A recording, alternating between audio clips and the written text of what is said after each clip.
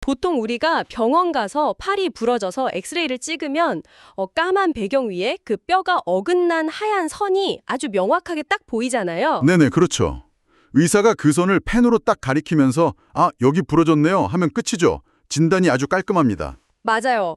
골절이냐 아니냐 딱 떨어지는 세계니까 우리가 그런 직관적인 상황에 참 편안하게 느끼거든요. 그런데 오늘 우리가 다룰 자료를 보면 약간 엑스레이 기계가 고장난 것 같은 그런 느낌을 받으실 겁니다. 아, 진짜요? 오늘 함께 하실 청취자님들도 아마 비슷한 감정을 느끼실 텐데 오늘 저희의 심증 탐구 자료가 2026년 3월 30일자 야간 브리핑 리포트거든요. 네, 근데 이 안에 담긴 데이터들이 진짜 완전 모순투성이입니다. 맞아요. 표면적인 지표들만 보면 그야말로 아수라장처럼 보일 수 있어요. 그러니까요. 코스피 지수는 하루 만에 막 3% 가까이 폭락하고 그 공격적인 투자의 상징이던 서학개미들이 단 한 달 만에 무려 100억 달러를 현금화해서 도망쳤단 말이에요. 엄청난 규모의 자본 이탈이죠. 네, 근데 여기서 제일 이상한 건 경제학 교과서에서 완전 반대편에 있다고 가르치는 금이랑 비트코인이 지금 동시에 폭등하고 있다는 겁니다. 도대체 이 글로벌 경제라는 환자한테 지금 무슨 일이 벌어지고 있는 걸까요? 이게 그냥 겉으로만 보면 무작위한 혼란이나 패닉셀링처럼 보일 수가 있거든요. 근데 이 파편화된 데이터들을 자본의 이동 경로라는 하나의 관점에서 딱 꿰어보면 거대한 인과관계의 도미노가 선명하게 보입니다. 시장은 절대 미치지 않았거든요. 아, 나름의 생존 본능에 따라서 막 움직이고 있다는 거군요. 네, 가장 합리적인 피난처를 찾아서 맹렬하게 이동하는 중인 거죠. 좋습니다. 그럼 오늘 미션이 아주 명확해졌네요. 청취자 여러분, 오늘 저희와 함께 이 겉보기에 미쳐 돌아가는 시장 속에서 도대체 어디서부터 첫 번째 도미노가 쓰러졌고 그 파동이 어떻게 내 계좌까지 도달했는지 그 메커니즘을 한번 해독해 보겠습니다. 네, 그럼 가장 먼저 시장의 발작을 일으킨 진원지부터 짚어봐야겠죠. 자료를 보면 이 모든 피바람의 시작점에 바로 기름값이 있습니다. 아, 결국 또 중동인가요? 유가가 지금 심상치 않죠? 네, 모든 자본의 시선이 다시 중동을 향하고 있는데요. 현재 WTI, 그러니까 서부 텍사스산 원유가 하루 만에 2.62달러나 튀어오르면서 배럴당 100.85달러를 기록 중입니다. 와, 100달러를 결국 넘었네요. 네, 더 심각한 건 글로벌 원유 벤치마크인 브렌트유인데 이게 무려 115달러 선을 돌파해버렸어요.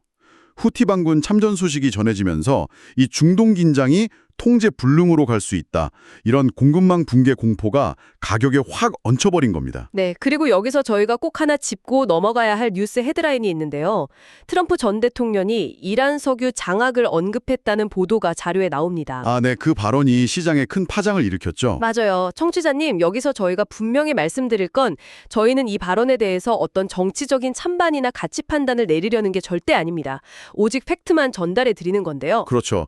정치적 맥락은 다 배제하고 시장이 이 발언을 어떻게 소화했느냐가 중요한 거죠. 네, 시장이라는 예민한 생물은 이런 고위급 정치인의 강경한 발언을 딱 듣고 아, 중동 원유 밸브가 진짜 잠길 수도 있겠구나 이렇게 실질적인 데이터로 치환해버리잖아요. 바로 그 지점입니다. 트레이더들은 정치인 발언을 가치 평가하지 않고 오직 확률로만 계산하거든요. 이런 발언은 원유 공급 차질이 나는 시나리오의 발생 확률을 높이니까 즉각적으로 유가 상승 쪽에 막대한 자금을 쏟아붓게 되는 겁니다. 그러니까 불확실성이라는 변수에 막 승수가 곱해지는 거네요. 저는 이 유가 급등을 보면 약간 글로벌 경제에 급성 고혈압이 온 것 같다는 생각이 들거든요. 아, 고혈압이요? 아주 적절한 비유네요. 그렇죠. 원유가 모든 산업의 기초 혈액이잖아요.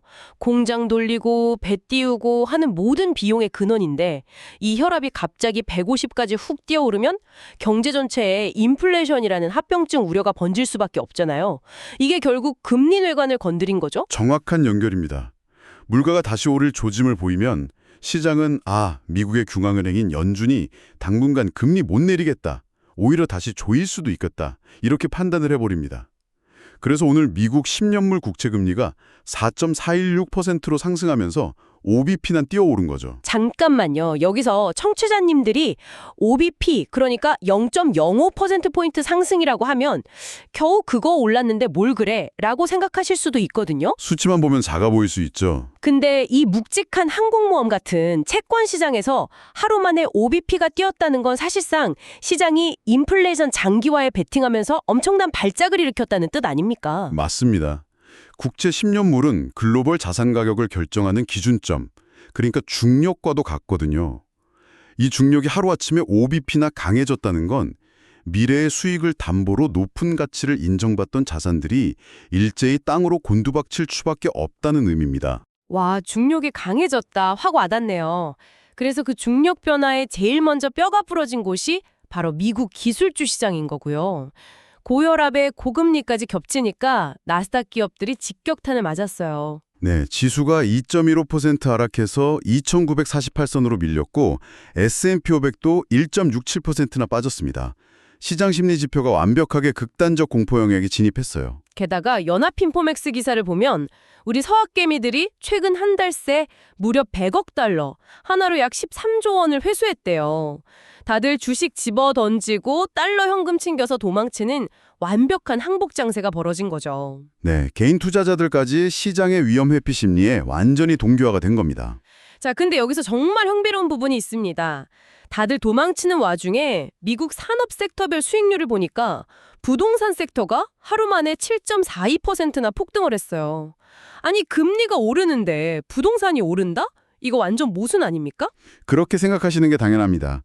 근데 SPI 상업용 부동산 리포트를 뜯어보면요. 그 7.42% 폭등의 주역이 일반 아파트나 오피스 빌딩이 아닙니다. 아, 그럼 어떤 부동산인 건가요? 특수한 목적을 띈 리츠 쪽으로 자금이 몰려갔습니다.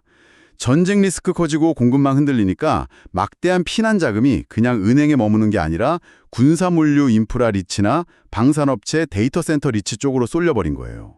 헐, 대박.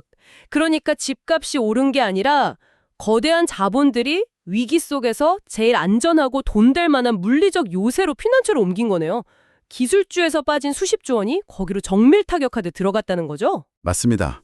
시정이 피를 흘린다고 자본이 가만히 있는 게 아니거든요.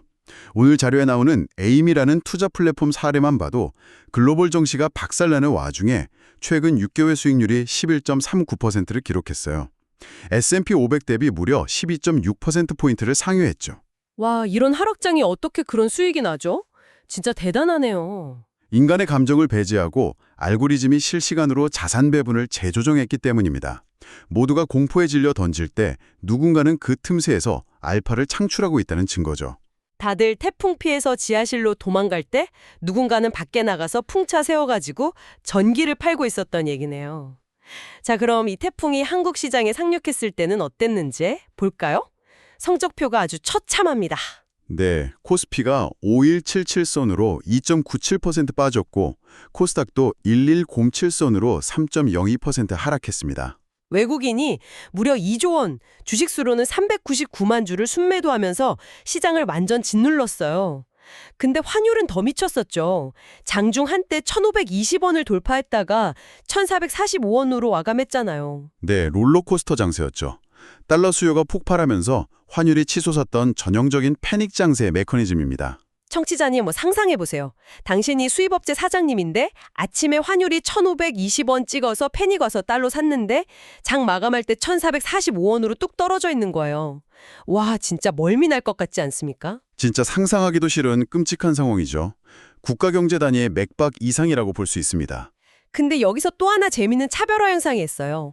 시가총액 최상위 종목들 보니까 삼성전자가 마이너스 1.89%, SK하이닉스 마이너스 5.31%, 현대차 마이너스 5.15% 이렇게 피를 흘렸거든요. 네, 수출 주도주들이 직격탄을 맞았죠.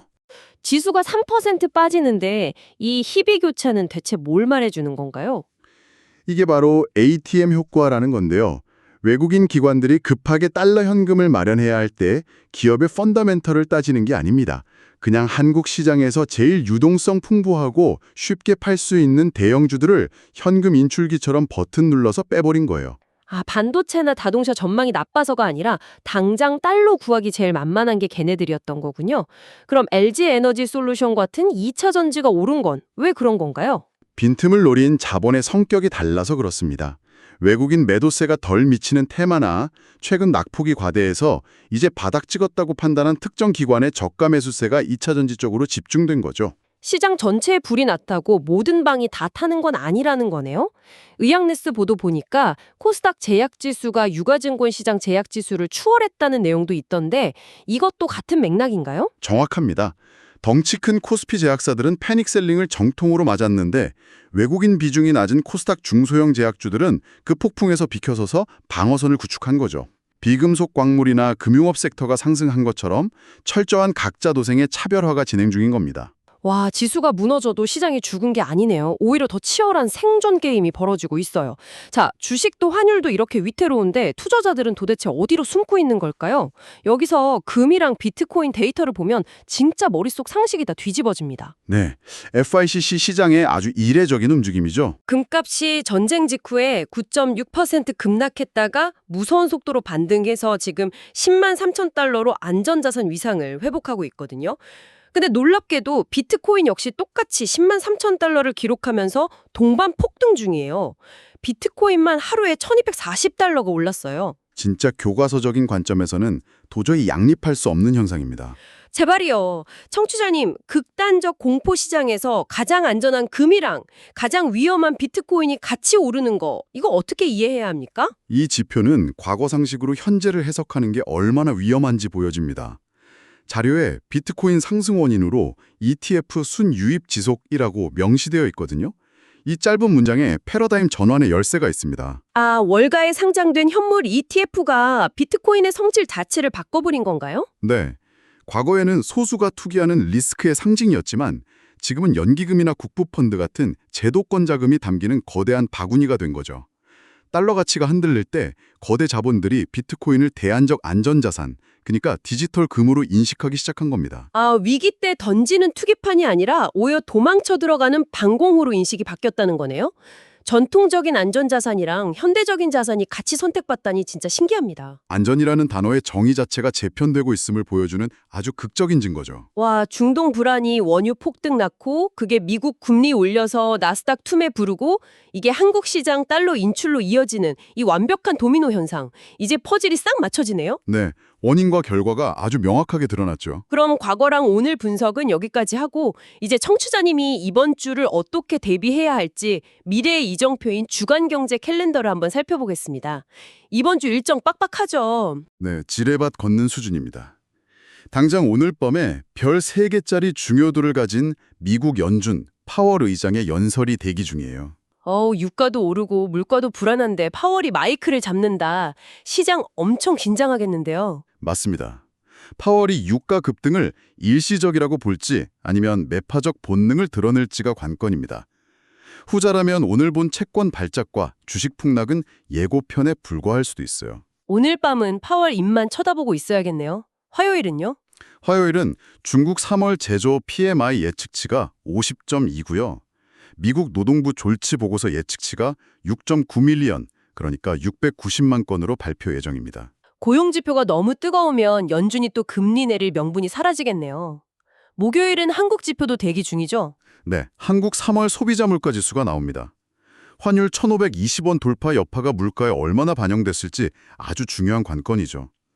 금요일은 미국 실업률 4.4% 예측치와 비농업 고용지수 56K 예측치 발표가 있습니다. 청취자 여러분, 이번 주는 그냥 뉴스만 보실 게 아니라 이 고용지표랑 물가지표가 연준의 금리 인하 기대감을 살릴지 아니면 더 수렁으로 밀어넣을지 관전 포인트로 삼으셔야 합니다.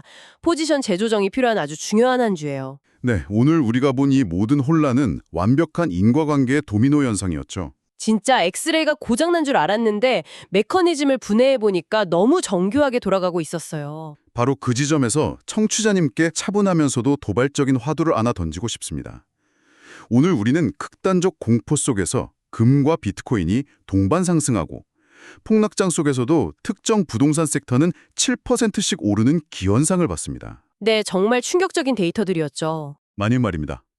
이 지정학적 위기나 고금리 상황이 일시적 충격이 아니라 앞으로 우리가 살아갈 시장의 새로운 일상, 그러니까 뉴노멀이 된다면 어떨까요?